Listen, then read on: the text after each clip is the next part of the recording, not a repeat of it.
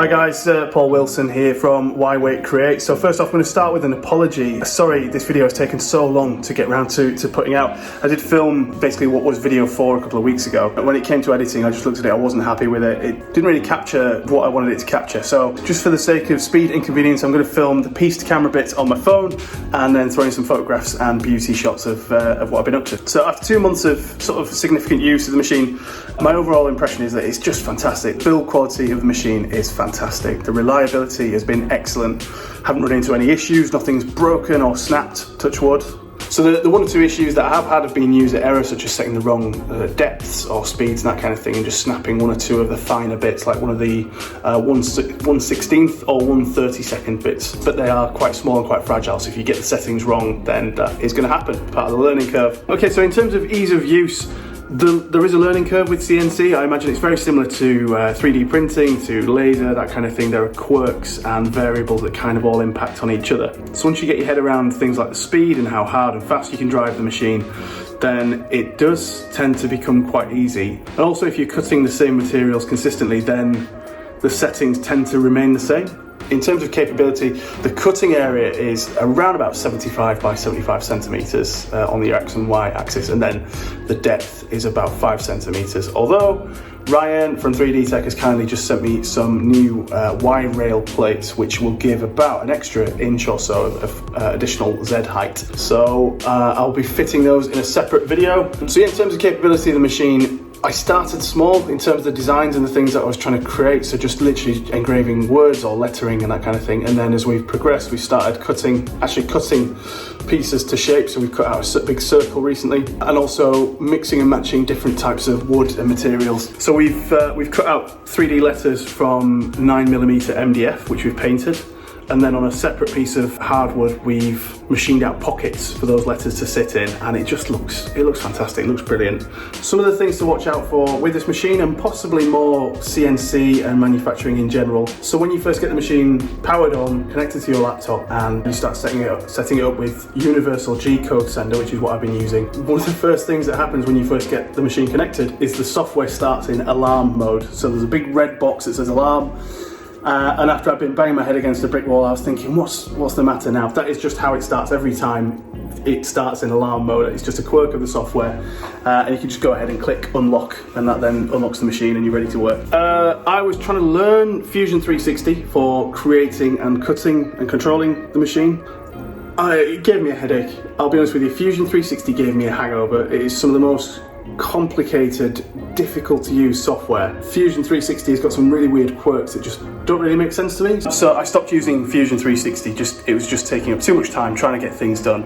And I've now got a workflow where we create the artwork and the outlines using CorelDRAW, which is a bit like Adobe Illustrator. So we create the outlines in that, export that as an SVG file, take that into Easel, which is the cloud-based software by Inventables. Within Easel, that's where we set all the depths and cutting speeds and choose which cutting tool we're using. And then from there, we export the G-code file, which is then sent to the machine using Universal G-code sender. So once you've kind of got your head around the workflow, it's quite straightforward. One of the limitations of using Easel is tool changes. So quite often you use a bigger, more aggressive bit to clear a lot of material out, such as the 1/4 inch Viper bit. And then once that's done the bulk of the heavy lifting, removing material, you can then go in with a ball head bit or a 60-degree V bit or a 90-degree V bit and kind of add the details in there. With Fusion, you can export different tool paths using different cutting bits, and the machine will use the same home point for each cutting path. With Easel, I'm still trying to work it out, but for some reason the different tool paths offset slightly from the original home point each time. So you kind of end up basically with tool paths that aren't aligned perfectly on top of each other, and it creates all sorts of issues. So that's something that we're still working towards figuring out. If you understand Fusion and you already use it, you can probably overcome this issue quite quickly. Another thing to be aware of is dust. So CNC machining and milling is a subtractive method. That is where you're taking material away from something to create it, as opposed to 3D printing, which is an additive manufacturing method. One of the side effects is dust. So especially if you're working with MDF, the MDF just basically explodes into dust as the cutting head moves through it, the end mill moves through the material. It's just dust gets on everything. So as you can probably see, I've built a little enclosure for our machine, and also the dust boot, the dust shoe, which we ordered from 3D Tech.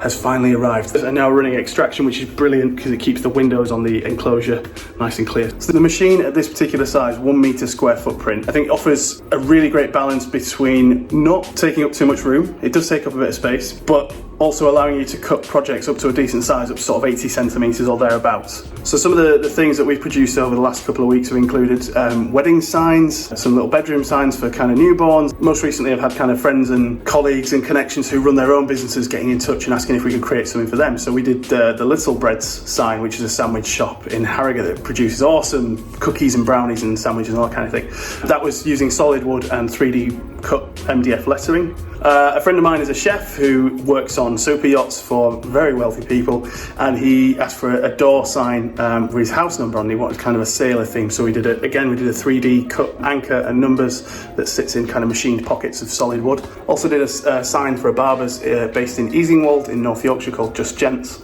So yeah, kind of a bit of an overview of all the things that we've run into over the last couple of months with the machine. So we've got some really cool designs that people are wanting to commission with us, and with each design we're trying to push the boundaries of what we've done previously. So I guess the ultimate question is, would I recommend this machine? And the answer is yes. It's just a brilliant machine. So support has been brilliant. I have seen one or two comments on other YouTube videos or people on Facebook just kind of saying that they got in touch with 3D Tech and hadn't heard back from them.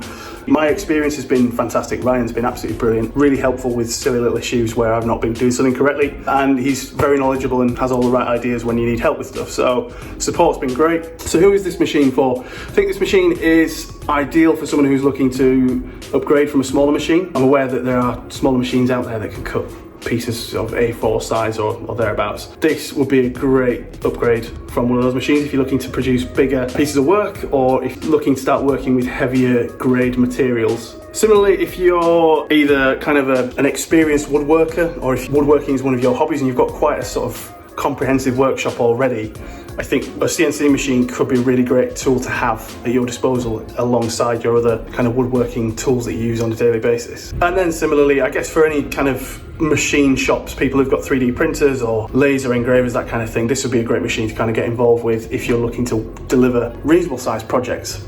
I think just to summarise it all, I'm absolutely delighted with the machine. The work that we're creating is consistently blowing people away. They're just so impressed with what we've put out. My missus, when I initially mentioned the idea of looking at CNC machines, she was kind of like, really? More equipment? And then now we'll be sat on an evening and she's kind of talking through different design ideas or using different materials. So even she's got really into it and really enjoys kind of getting involved with it as well. So yeah, just an absolutely superb machine. So where next from here? So a few people have asked me to do a tutorial, kind of a walkthrough of my workflow, which I think is probably going to be the next video from here. I think what we'll do is create a design from scratch, something quite simple, and I'll walk you through the process of taking that design through easel into the universal G-code software and then actually seeing it come out of the machine. As always, if you've got any questions or comments, please leave them on the video and I'll get back to you as soon as I can. Hopefully this review 2 months into owning the 3D Tech XYZ Carve has been worthwhile. We'll see you in the next video. Thank you so much for watching.